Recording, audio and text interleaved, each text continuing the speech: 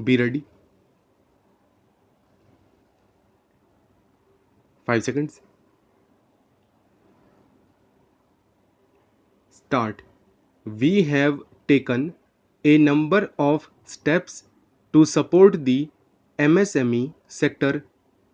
In this budget, I have provided rupees 15,700 crores to this sector, more than double of this year's budget estimates. More than 15,000 schools will be qualitatively strengthened to include all components of the national education policy. They shall emerge as exemplar schools in their regions, hand-holding and mentoring other schools to achieve the ideals of the policy. 100 new Sainik schools will be set up in partnership with NGOs, private schools, states.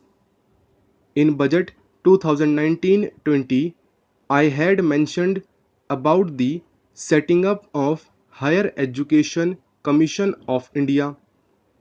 We would be introducing legislation this year to implement the same.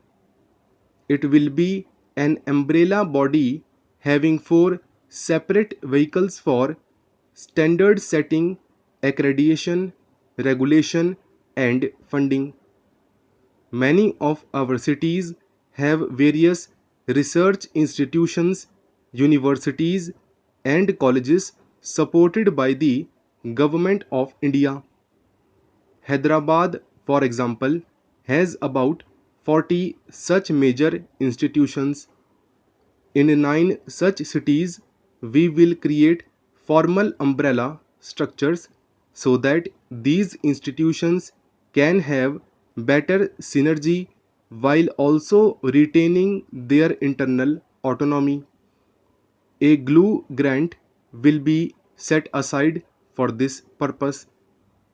For accessible higher education in Ladakh, I propose to set up a central university in Leh. We have set ourselves a target of establishing 750 Eklavya model residential schools in our tribal areas. I propose to increase the unit cost of each such school from rupees 20 crores to rupees 38 crores, and for hilly and difficult areas to rupees 48 crores. This would help in creating robust infrastructure facilities for our tribal students. We have revamped the post-matric scholarship scheme for the welfare of scheduled castes. I have also enhanced the central assistance in this regard.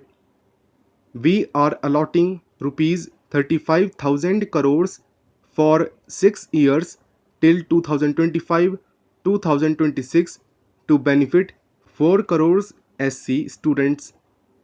In 2016, we had launched the National Apprenticeship Promotion Scheme. The government proposes to amend the Apprenticeship Act with a view to further enhancing apprenticeship opportunities for our youth.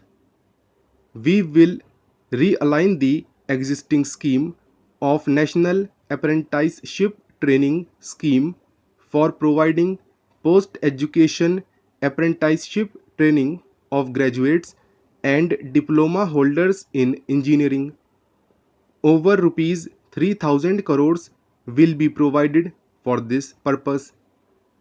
An initiative is underway in partnership with the United Arab Emirates to benchmark skill qualifications, assessment, and certification accompanied by the deployment of certified workforce. We also have a collaborative training inter-training program between India and Japan to facilitate transfer of Japanese industrial and vocational skills technique and knowledge. We will take forward this initiative with many more countries. In my budget speech of July 2019, I had announced the National Research Foundation. We have now worked out the modalities, and the NRF outlay will be of rupees 50,000 crores over 5 years. It will ensure that the overall research ecosystem of the country is strengthened with focus on identified national priority thrust areas. There has been a manifold increase in digital payments in the recent past. To give a further boost to digital transactions, I earmark rupees 1500 crores for a proposed scheme that will provide financial incentive to promote digital modes of payment. We will undertake a new initiative, National Language Translation Mission. This will enable the wealth of governance and policy related knowledge on the internet being made available in major Indian languages. The New Space India Limited, a PSU under the Department of Space, will execute the PSLV launch carrying the Amazonia satellite from Brazil along with a few smaller Indian satellites. As part of the Gaganyaan mission activities, 4 Indian astronauts are being trained on generic space flights aspects in Russia. The first unmanned launch is slated for December 2021. Our oceans are a storehouse of living and non living resources. To better understand this realm, we will launch a deep ocean mission with a budget outlay of more than rupees 4,000 crores over 5 years.